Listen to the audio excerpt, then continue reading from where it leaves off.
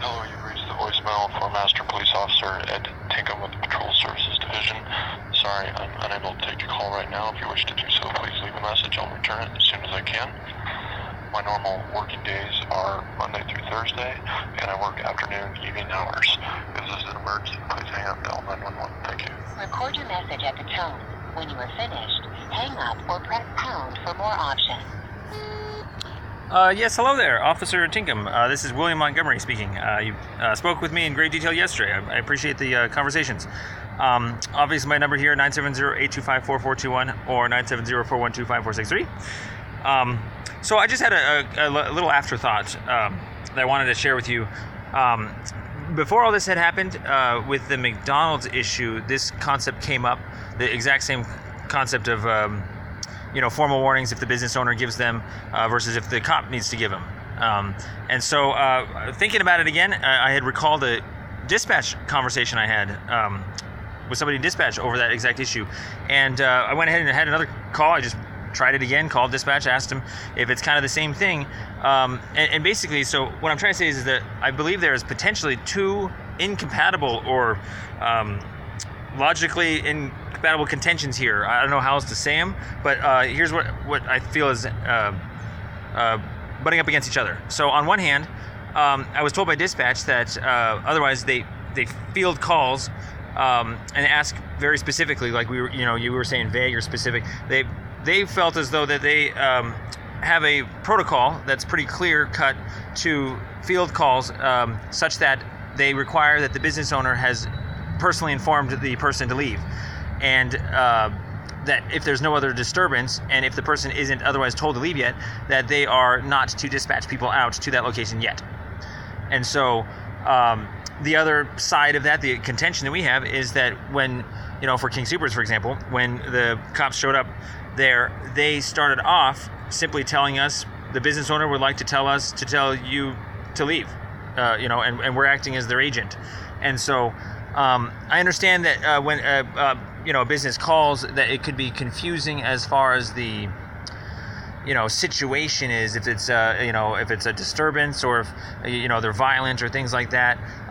There's only so many clarifying questions that a dispatch can use, but I imagine just the simple clarifying or probing question first of, did you tell them to leave, would be very clear, and they would have to say yes or no. And so obviously I think there's where the falsifying information to authority started, that if he's going to say yes, dispatch is going to be pretty clear about that, because they're not going to want to send out people that haven't had that happen. And so if that's the case, if that is your protocol, then it would be very hard to believe that officers would otherwise be able to or need to have to perform that behavior on behalf of the company.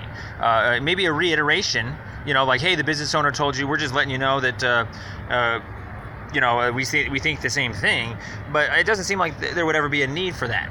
And so what we're thinking is, when the cops showed up, they wanted to say to us, hey, the business owner told us to tell you to leave, and that would have otherwise been maybe a level 1 encounter, and then consensual, and then we would just get up and leave, and it wouldn't need to go anywhere. However, since we were under the impression that we were not told to leave, like I said, we have the audio for that, and we've continued our shopping, and we thought it was perfectly okay to sit in our lobby and eat.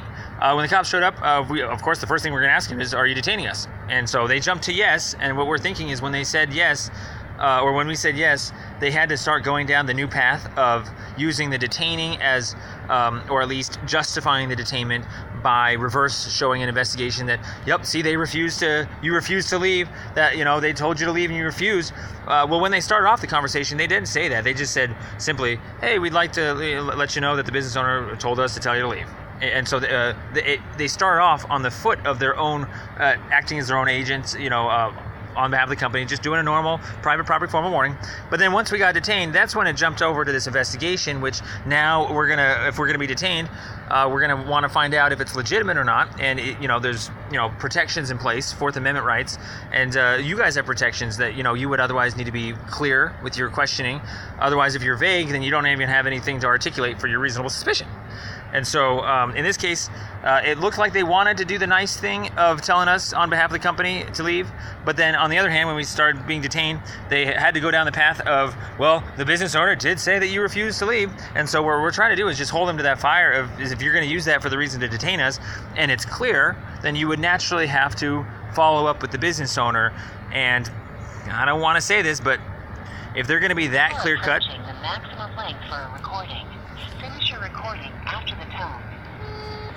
basically, if they're going to be that clear cut with their statements and dispatch, and we'll have to go with the audio with dispatch to see how clear that is. And if dispatch is pretty clear, then you guys have a really easy, obvious case for falsifying information, because business owners shouldn't be doing that to you. So I thought I'd let you know that. We'll talk later. Thanks. Bye. You have reached the maximum length for a recording. Hello, you reached the voicemail for Master Police Officer at Tinkem with the Patrol Services Division.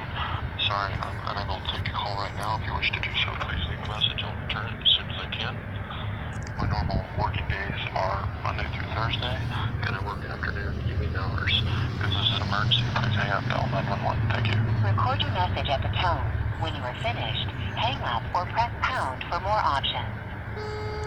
Hey, Officer Tinkem, it's William Montgomery again. I apologize. I thought this would be a one-for-one voicemail, but this is part 2 of 2 here. I just the real gist of, I guess, well, there's a lot of different issues going on with regards to needing to be detained over, reasonable suspicion for these types of things. But let me finish by just kind of throwing this concept at you. One of the bigger contentions we also had with the King Soopers event was the officer had told us that the business owner had given him permission. And while that may be legally admissible, what we're so concerned about is that there are other places that we have seen, like Safeway, where we were stopped by an officer there who had explained to us that she had something on file, a notarized document from the manager, to go ahead and pre-authorize them to give formal warnings to anybody not actively eating there, within 30 minutes.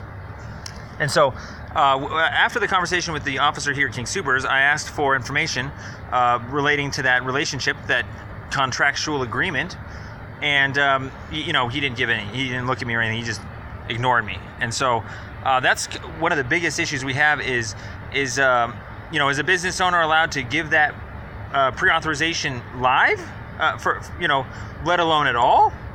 And because there's a lot of case law out there that just giving the pre-authorization in general is just really bad news. Like that's the state interests versus the private interests, and taxpayer dollars and whatnot. But at the very least, if there is some sort of agreements that you guys have, I imagine since there had to be something notarized with the other business, that there would have to be something a little bit more official than just what happened there with King Soopers. King Soopers shows up. Maybe they had never given them the authorization before, and it was just a live thing. And then he just decided, Dan was like, hey, I'll give you authorization to do that. And like, I don't know, man. That just seems really unprofessional, really not official, especially since the other business touted that it had to notarize something for that officer. And so, generally speaking, obviously, we don't think that business owners should be delegating their powers to officers of the law. There's a really easy case law out there referencing that private entities need to do their own thing.